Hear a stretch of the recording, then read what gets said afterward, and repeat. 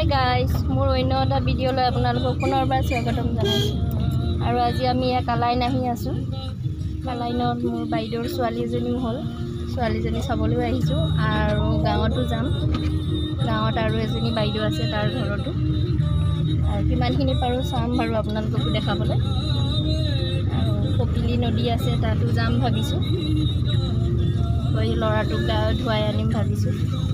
চাওঁ কিমানখিনি বাৰু আপোনালোককো দেখাম। এয়া আমি কালাইনৰ বাইদেউৰ ঘৰ আহি পাই গ'লোঁ। আৰু ইফালে আমাৰ নতুন মাইনাজনী খেলি আছে, ইমান মৰম লগা। কি ক'ব খুজিছো?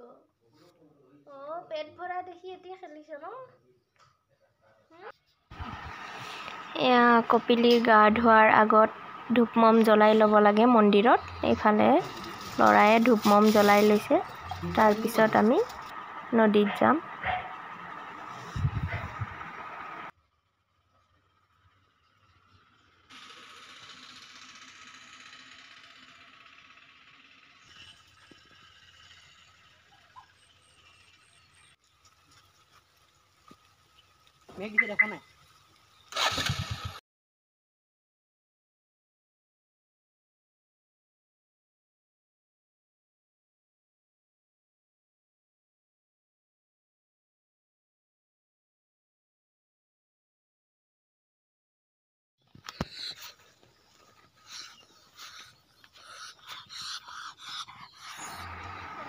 আৰু এইফালে মেইন মন্দিৰটো বহুত ভিতৰত হয়, সেই গতিকে তাতেই ধূপ-মম জ্বলালোঁ আমি, আৰু ইয়াতে এনেই প্ৰণাম কৰিলোঁ।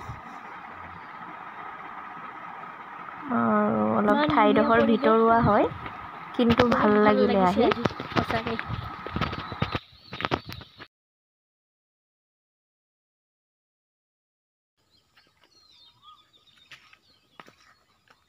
আমি আহি আছোঁ এতিয়া কপিলী নদী, ল'ৰাটোক গা ধুৱাবলৈ।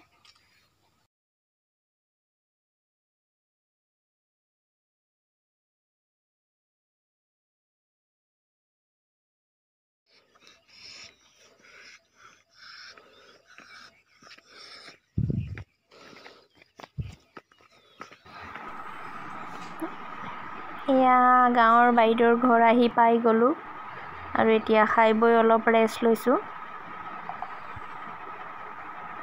আৰু ঘৰটো ইমান ধুনীয়াকৈ ৰাখিছে। এইফালে ৰাতিৰ সাঁজ বাইদেৱে মোকে বনাবলৈ ক'লে, মই এইফালে বনাই আছোঁ হাঁহৰ মাংস। এতিয়া বনোৱা হৈ গ'ল, সৰু আলু দি বনাইছোঁ হাঁহৰ মাংস।